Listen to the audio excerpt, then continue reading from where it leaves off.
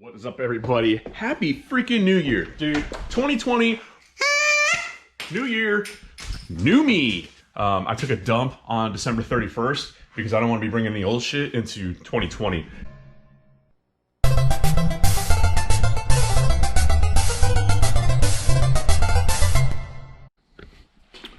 What's up, everybody? 2020, new year, new me, new hopes, dreams, aspirations, resolutions. I'm not really making any of those. I guess a couple. It's the same ones year after year, and like it never ends. I don't give a crap what date on the calendar is, but it is always to go faster, beat Logan. That's it. 2019, yeah, 2019 was a good year. 2020, this year's goal, go faster, beat Logan's ass. How are we gonna do that? Here's how. If this looks a little bit different than you saw it last time, that's because I pretty much wrapped it all up and the car is up and running again, but we're still making some changes. That's new. This is gonna have its own video all of itself. 2020, I wanna go faster as well as be safer. So I'm putting a fire system in the car. Whole video feature on this coming, probably next video, because that is a sick system and I want you guys to have your undivided attention when we talk about safety. So the rest of this, the whole trunk floor is done. It's skinned in 32 thousandths aluminum. I'm probably gonna put a piece of carpet in here just to make it look a little bit cleaner and really tie the room together. We'll see. Back here, Tin Soldiers race cars, battery hold down, modified a little bit to hold this Braille battery. I got another top coming from these guys to make sure that I have the ability to put a standard size car battery in here. But this little guy I talked about in the last video, 22-pound savings over an Optima battery. I put it on a scale and compared it, and I was super skeptical that that thing would even have the ability to start my car.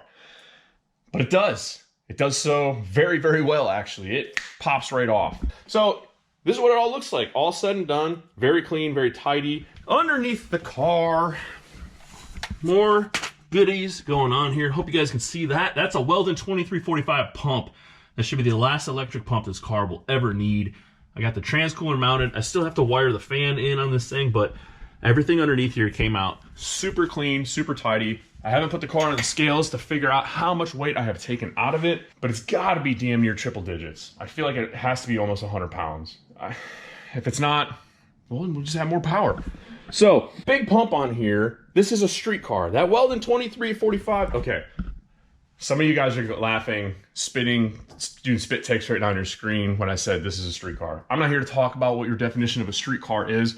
My only stipulation with this car, no matter how crazy I get with it, how much power it makes, the one and only stipulation that I maintain is that I have to retain the ability to drive this thing on the street whenever I want to. So with the big fuel pump on it, how am I gonna do that? Well, you got two choices. One, you can pulse width modulate and put like a fuel pump controller on it to dial the pump back. That keeps that big pump running at a slower speed all the time to keep the fuel temperatures down. I don't want to do that. The other way we can do it is we could run a separate fuel pump, a smaller pump, and then stage that big pump. And that's what we're going to do, because that's what I did before. I don't have my smaller fuel cell that I used to have, like gravity fed. So how am I going to do it this time? Well, with this. This is part number 12-46 from Holley, and this is what it is. This is a super slick system. They have a bunch of configurations, a bunch of pump sizes, etc. That is a 12-bolt flange that looks oddly familiar, and what it does is it literally replaces the hat, or the cap on your standard fuel cell. They have the standard 12-bolt or 6-bolt, which is the most common sizes for a fuel cell. It has this rail system because every fuel cell is created a little bit different, so you retain the ability to adjust the height of the pump for your application. This one has a 450 style, 450 liter per hour pump. You can get it with a 525 liter per hour, like Hellcat pump, 255, super small guy. This is perfect for the guy that already has a car that has a giant fuel pump on it, and then one day you go, I want to drive my car on the street again. I'm tired of it being a race car only. I'm gonna put an alternator back on it and I want to be able to cruise around on the street when I want to. Well, Bob's your uncle. This is all you really need. And it has this little billet filler cap. The fuel comes out here, and then it has a return port here. I'm gonna block the return port off because I already have one on the cell. It also comes with your standard in-tank EFI pump, fuel sock, some EFI safe return hose right here as well. That fuel sock though, that is specifically for a user on YouTube that said I was disgusting for burping on my videos. I should be more professional. Absolutely not, sir. See how professional I am? I just called you sir. This is what we're gonna use instead. This is Holley Hydromat. Now, if you guys have never seen this stuff, this is, yeah, it looks like a pump sock on steroids. But the cool part about this is, because this is a fuel cell, it has absolutely no baffling inside of this thing at all. Man, there's some trash in there. I really should consider cleaning this out. Because it has no baffling inside of it at all. Sometimes the pickup for the pump can come uncovered. With the Holley Hydromat, the cool stuff about this is if any part of this little mat is touching fuel, like literally here's the pump pickup over here. If every part of this thing is dry, except for like this little corner, like you can literally dip a toe into the pool of fuel and it's going to pick up every ounce of fuel inside of the tank. So the problem we had on Drag Week was we would literally start to run out of fuel around quarter of a tank. You could hear the pump and the pressure start to fluctuate. And that's how we knew it was time to hit the gas station to fill back up. With that, I guess now we're not gonna have any warning. It's just gonna go kaput and completely dry. But it will pick up every single ounce of fuel in there, increasing the fuel range for me on the street, as well as making sure that this pump does not cavitate and that the engine is constantly supplied with fuel the entire time. There you have it. It's done.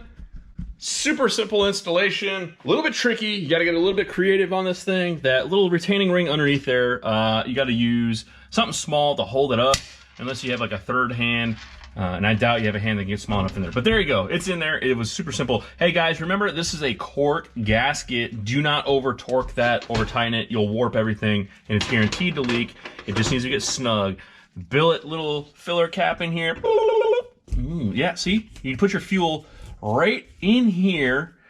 Make sure the nozzle's not too big. If it's too girthy, it won't go in. Otherwise, we just need to hook up these wires and run the feed and plug the return. Day 2, finally wrapping this up. Hey, happy 1320 day. Today is January 3rd, 2020. 1320 day, pretty cool. Fresh haircut, fresh shave, feeling fresh as just like this car, guys. It's done, it's wrapped up, and the weather today in eastern North Carolina, it's like 77, 76 degrees out. This is insanely nice. I don't know what is going on. Hopefully this holds up through the weekend, and maybe I can find somewhere to go test this pig. So here we go. Everything is done, wrapped up, installed. As you can see, this is not the sexiest line configuration. Kind of ran into a bit of a snag, that's why it took me till today, trying to figure out some fittings. I'm gonna redo some of this stuff and make it a little bit more aesthetically pleasing, but we have the flex fuel sensor wired in on the feed line. Dash 6 feed goes into, and then comes under the floor and tees in right here. We got a check valve right here to make sure it doesn't backfeed into our big pump, and then a post filter, 25 micron, going all the way up 10 feet to the front of the car. Still got a wire in the trans fan. Not too terribly concerned about that at the moment. More concerned about getting the car back up and running. The pump is staged, courtesy of the MSD solid state relay. We got it kicking on these two. I bridged 2 channels of that relay to run the big pump. I also have a little test button right there if I need to drain the tank or pressurize the fuel system for any reason whatsoever. But that little guy is whisper quiet. Now the car, when you first fire it up, because the way I have it wired, it makes a little buzz. But right now the fuel pump is priming, the little one, and you can't even hear it. But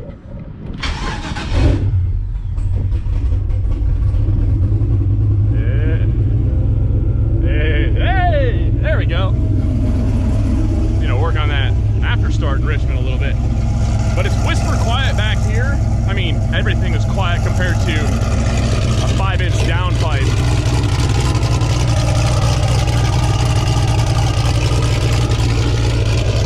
But that's a wrap on these modifications, in the hopes of chasing down an elusive 7-second pass. I think we have a car to do it. And I'm excited.